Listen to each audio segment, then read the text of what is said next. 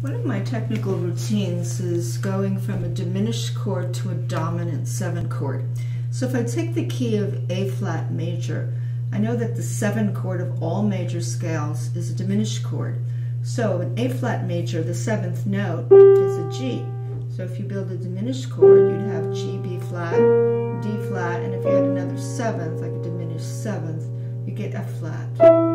So here's the basic chord I'm going to be working with when I do one of my technical routines or warm-ups. And of course the fingering is going to be, because I'm going to go octave over octave, and I have a 4-element chord here. I have a root, 3rd, 5th, 7th. I'm going to use 1, 2, 3, 4 on the right, 1, 2, 3, 4, 1, 2, 3, 4, all minor thirds. The left hand will be 5, 4, 3, 2, 1, 4, 3, 2, 1, 4, 3, 2, 1.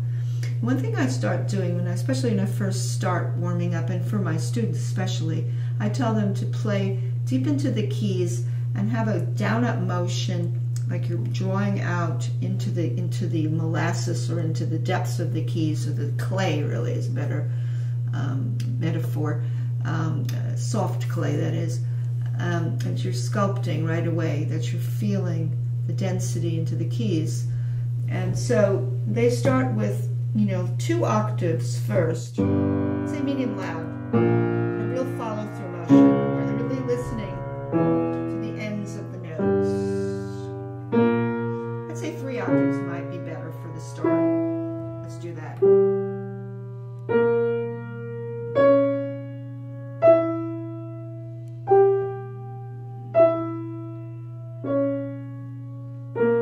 really have to listen carefully from one note to the next. Thumbs meet on the G's, except for the bottom and the top. And they go to 8th notes. That's like a dip roll. Dip, forward, dip. You still do 3 octaves. Forward, dip, forward, dip, forward, dip, forward, dip, forward, dip. Now they can double this to 4 octaves now. That'd be 16ths.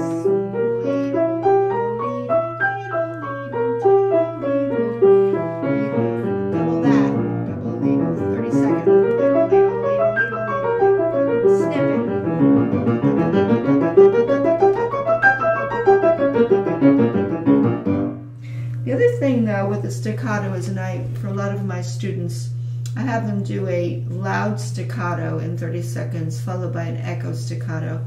But it pretty much generates out of an outgrowth of the legato. Although in a slower type of staccato speed, you can inject the forearm into it, but when it goes really, really fast, in my opinion, there's not much time for the forearm motions. So if you stay with this 30-second,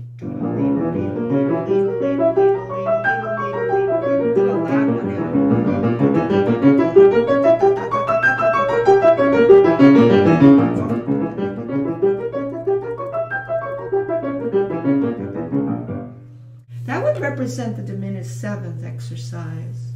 Now, when you take a diminished 7th chord, and this would be the 7th chord of A flat major or A flat minor, as a matter of fact, they both share it.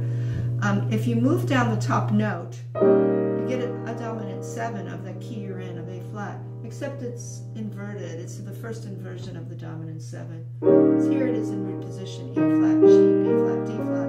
You move it up, you get G, B flat, D flat, E flat, and that works out when you go between diminished, which has the F flat, to the dominant 7, which has the E flat. So 4 is moved